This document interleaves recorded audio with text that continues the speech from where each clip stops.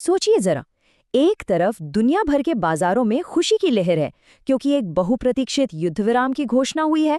सबको लगा चलो अब शांति होगी। लेकिन दूसरी तरफ जमीन पर हालात बिल्कुल उल्टे थे।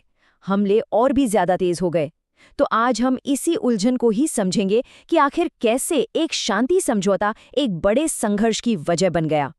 तो यही है सबसे बड़ा सवाल कि ये आखिर था क्या, एक शांति समझौता या फिर किसी बड़े युद्ध से पहले की तैयारी। चलिए इसी गुत्थी को सुलझाने की कोशिश करते हैं।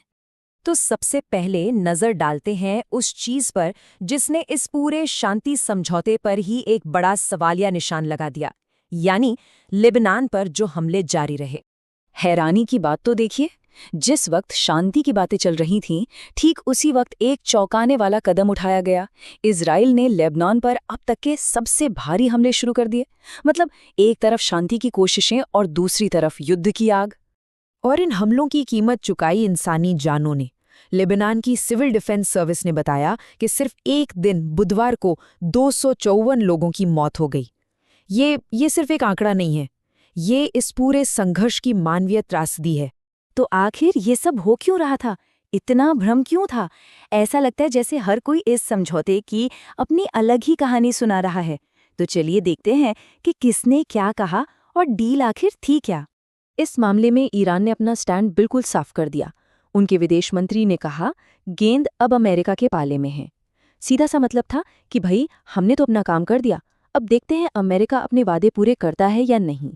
और देखिए, यहीं पर इस पूरे विवाद की जड़ है।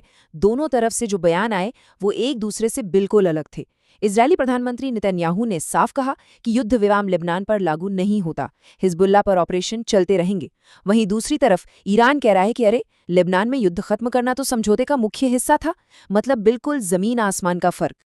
और ये उलझन सिर्फ इजराइल और ईरान तक ही सीमित नहीं थी, ये पूरी दुनिया में फैल चुकी थी।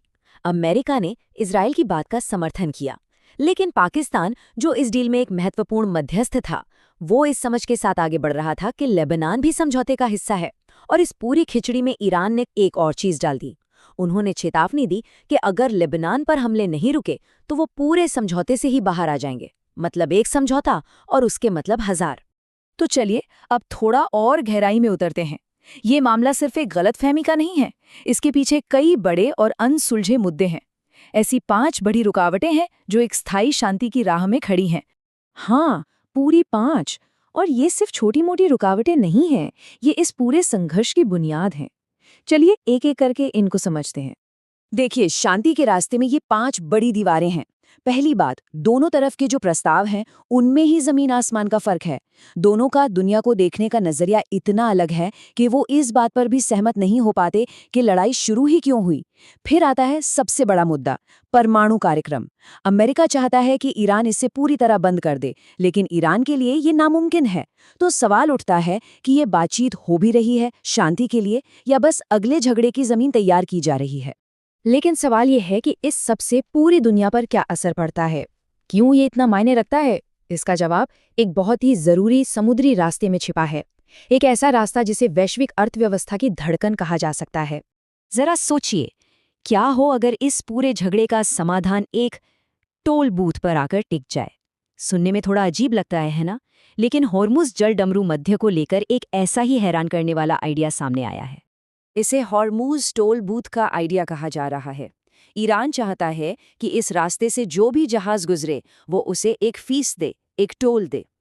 अगर ऐसा हो जाता है तो ये पूरा अंतर्राष्ट्रीय समुद्री रास्ता सीधे ईरान के नियंत्रण में आ जाएगा और इससे उसे जबरदस्त आर्थिक और रणनीतिक ताकत मिल जाएगी। और हाँ, ये कोई मामूली रास्ता नहीं है। दुनिया का 20% यानी 5वां हिस्सा तेल इसी एक पतले से रास्ते से होकर गुजरता है। मतलब साफ है, अगर यहाँ कोई भी गड़बड़ हुई या इस पर किसी का नियंत्रण हो गया तो ये पूरी दुनिया की अर्थव्यवस्था को हिला के रख सकता है। पर यह आइडिया सिर्फ ईरान का नहीं है।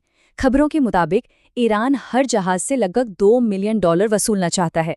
लेकिन सबसे चौंकाने वाली बात यह है कि अमेरिका भी एक संयुक्त टोल बूथ के आइडिया पर विचार कर रहा था।